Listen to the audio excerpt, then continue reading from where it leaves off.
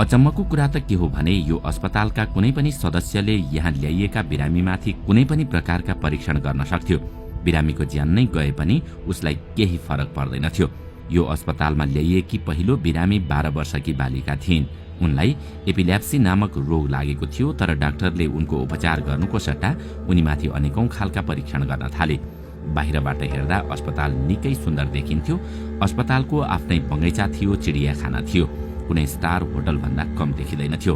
तर यो अस्पतालमा कुन बिरामी कति बेला आयो, कति बिरामी छन् र कति बिरामी कहाँ गए, त्यो अस्पतालमा के नाम गरेका डाक्टर कार्यरत छन् भन्ने कुरा सबै गोप्य हुन्थ्यो।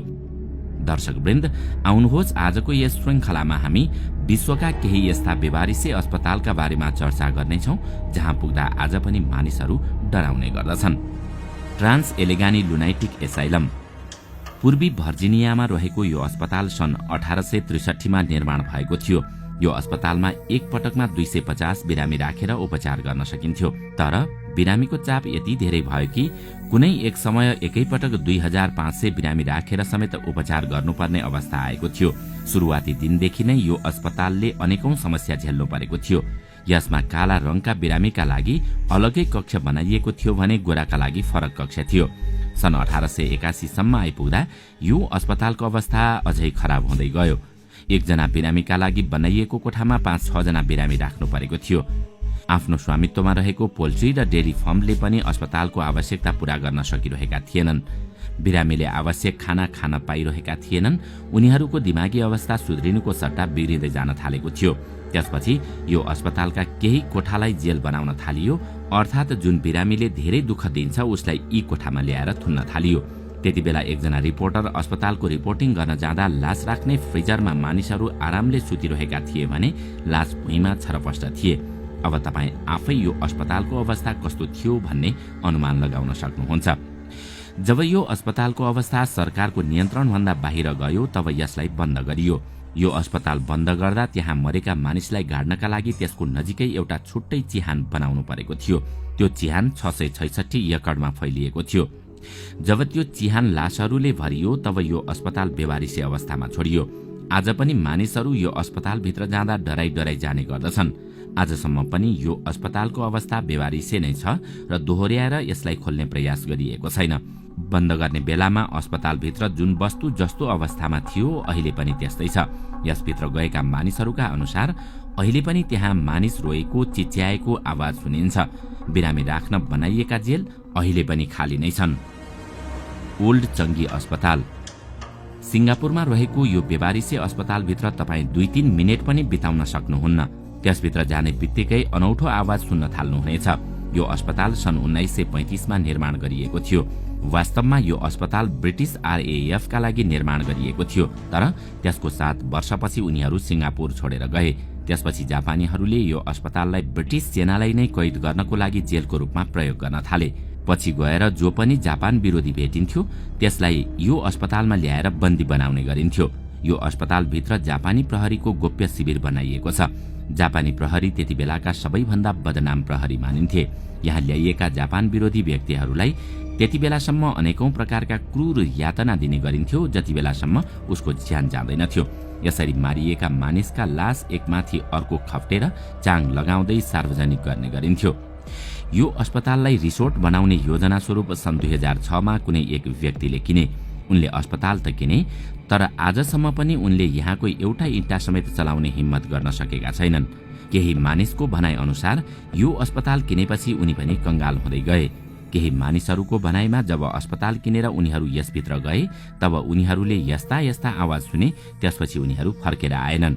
जाँच गर्न गएका केही अनुसन्धानकर्ताले यसको कोरिडोरमा ब्लडी सोल्जर्स नामक सैनिकको आत्मा चलिरहेको देखेको बताए।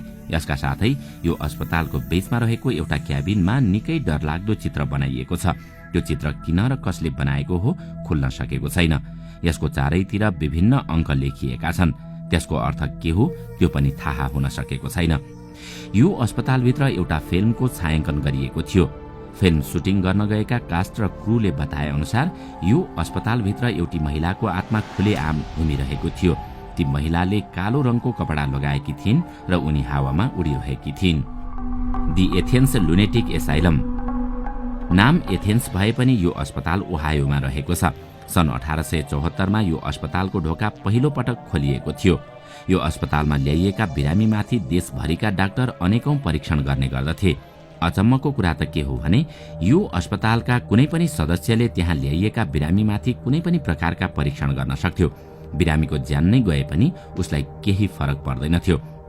यो अस्पतालमा ल्याइएकी पहिलो बिरामी 12 वर्षकी बालिका थिइन्। उनलाई एपिलेप्सी नामक रोग लागेको थियो, तर डाक्टरले उनको उपचार गर्नुको सट्टा उनीमाथि अनेकौं खालका परीक्षण गर्न थाले।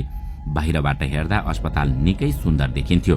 अस्पतालको आफ्नै बगैँचा थियो, चिडियाखाना थियो। कुनै स्टार होटल भन्दा कम देखिँदैनथ्यो। तर यो अस्पतालमा कुन बिरामी कति बेला आयो, कति बिरामी छन् र कति बिरामी कहाँ गए, यो अस्पतालमा के नाम गरेका डाक्टर कार्यरत छन् भन्ने कुरा कहिल्यै बाहिर आएन। यो अस्पतालको चिहानमा 1930 जनालाई गाडिएको पाइएको थियो, तर यो संख्या मात्रै हो, त्यो बाहेक कुनै पनि तथ्य बाहिर आएको छैन। अस्पताल खुलेको समयदेखि त्यहाँ बिरामीलाई ल्याएर अस्पतालका स्टाफले नै मार्छन् भन्ने अफवाह फैलिएको थियो, तर यसमा कसैले पनि विश्वास गरेका थिएनन्। सन् 1978मा यो अस्पतालबाट एउटी बिरामी महिला भागेर बाहिर आइन् र आफूमाथि भएको सम्पूर्ण वास्तविकता सार्वजनिक गरिन्। त्यसपछि यो अस्पतालमाथि अनेक खाले प्रश्न उठ्न थाले। जब रिपोर्टरहरू यसको रिपोर्टिङ गर्न गए, तब अस्पतालभित्रका तस्बिर बाहिर आए अनि यसको सम्पूर्ण वास्तविकता सार्वजनिक भयो। कुनै तस्बिर त हेर्न पनि नसकिने खालका थिए। अस्पतालको भित्ताभरि रगत लतपतिएको देख्न सकिन्छ। टाउनटन स्टेट अस्पताल। यो अस्पताल आफैका लागि सहर जस्तो थियो। यसको आर्किटेक्चर कुनै पनि आधुनिक सहरको जस्तो थियो। ब्रिटेनमा बनाइएको यो अस्पताल त्यहाँका एकजना धनी व्यापारीले निर्माण गरेका थिए। उनले यो अस्पताल बिरामीका लागि थेरापी मात्रै उपलब्ध गराउने उद्देश्यले खोलेका थिए। यहाँ आउने बिरामीलाई ताजा हावामा राखेर उपचार गराउने उनको योजना थियो। सन् 1854मा जब यो अस्पताल बनेर तयार भयो, तब यसले आफ्नो उद्देश्यभन्दा ठिक विपरीत काम गर्न थाल्यो। सन् 1870सम्म आइपुग्दा यो अस्पतालको अवस्था पनि त्यस्तै भयो जुन दि एथेन्स लुनेटिक एसाइलममा भएको थियो। यो अस्पतालमा आउने बिरामीमाथि पनि अनेकौं खालका क्रूर परीक्षण गर्न थालियो। यहाँ डाक्टरको विरुद्धमा बोल्ने बिरामीलाई समेत चिसो पानीको ट्याङ्करमा डुबाउने गरिन्थ्यो। मानिस यति चिसो पानीमा कतिबेर जीवित रहन सक्छ भन्ने परीक्षण गर्नका लागि यस्तो गरिन्थ्यो। यहाँ आउने बिरामीमाथि इलेक्ट्रिक थेरापीको पनि परीक्षण गरिन्थ्यो। यो अस्पतालमा आएका सबैभन्दा कुख्यात बिरामीको नाम जेन टपान थियो। ती बिरामी सिरियल किलर थिए। उपचारको क्रममा उनको दोस्ती त्यहाँकी एकजना नर्ससँग भएको थियो।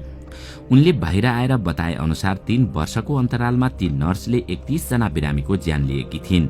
अस्पतालका स्टाफहरू यो अस्पतालको बेसमेन्टमा अनौठा रीतिरिवाज र तन्त्रमन्त्र गर्ने गर्दथे। यही रिवाजका लागि उनीहरू बिरामीलाई बेसमेन्टमा लैजान्थे र कहिल्यै फर्काएर ल्याउँदैनथे। सन् 1978सम्म आइपुग्दा यो अस्पतालका धेरै बिल्डिङ बेबारिसे अवस्थामा पुगेका थिए। त्यसपछि यसलाई बाल सुधार गृह बनाउने प्रयास गरिएको थियो, तर बाल सुधार गृहका लागि काम गर्न तयार रहेका 93% स्टाफले यो अस्पताल काम नलाग्ने बताएपछि त्यो योजना त्यसै तुहिएको थियो। उनीहरूले रातको समयमा त यो अस्पताल अझ धेरै डरलाग्दो हुने बताएका थिए। गुन्जियाम अस्पताल। दक्षिण कोरियामा रहेको यो अस्पताल अहिले देशकै सबैभन्दा डरलाग्दो बिल्डिङ मानिन्छ। यति मात्रै होइन, सीएनएनले समेत यसलाई संसारको सबैभन्दा डरलाग्दो बिल्डिङ घोषित गरेको छ। 90को दशकमा राम्ररी चलेको यो अस्पताल किन बेबारिसे अवस्थामा छोडिएको हो त्यो भने जानकारीमा आएको छैन। यो अस्पताललाई त्यहाँको जोम्बी अस्पतालका रूपमा पनि लिइन्छ। यति मात्रै होइन, यो अस्पतालमा काम गर्ने डाक्टर आफै मानसिक रूपमा पागल थिए भन्ने गरिन्छ। यहाँ काम गर्ने डाक्टर बिरामीको उपचार गर्नुको सट्टा आफ्नै बिरामीलाई मार्ने मौका कुरेर बसेका हुन्थे। मार्न पनि उनीहरूलाई सामान्य तरिकाले मार्दैन थिए, जोम्बी स्टाइलमा मार्ने गर्दथे। यसको ठोस प्रमाण त बाहिर आएन, तर यहाँ जति बिरामीको मृत्यु हुन्थ्यो त्यति नै स्टाफको पनि मृत्यु हुन्थ्यो। यसको कारण के थियो त्यो कहिल्यै बाहिर आएन। अहिले पनि यो अस्पतालभित्र घुम्न जाने व्यक्तिहरू डरले चिच्याउँदै बाहिर निस्कने गर्दछन्। दर्शकवृन्द, तपाईलाई यी मध्ये कुन अस्पताल सबैभन्दा डरलाग्दो लाग्यो हामीलाई कमेन्टमा अवश्य बताउनुहोला। साथै आजको श्रृङ्खला तपाईलाई राम्रो लाग्यो भने लाइक तथा शेयर गरी हाम्रो च्यानललाई सब्स्क्राइब गर्न नभुल्नुहोला र साथमा रहेको बेल आइकन पनि थिच्नुहोस् ताकि हामीले अपलोड गर्ने नयाँ भिडियोको जानकारी सबैभन्दा पहिला तपाईलाई प्राप्त होस्। आजका लागि यति नै। अर्को भिडियोमा अझै रोचक तथ्य लिएर आउने नै छौं। तबसम्मका लागि बिदा दिनुहोस्। नमस्कार।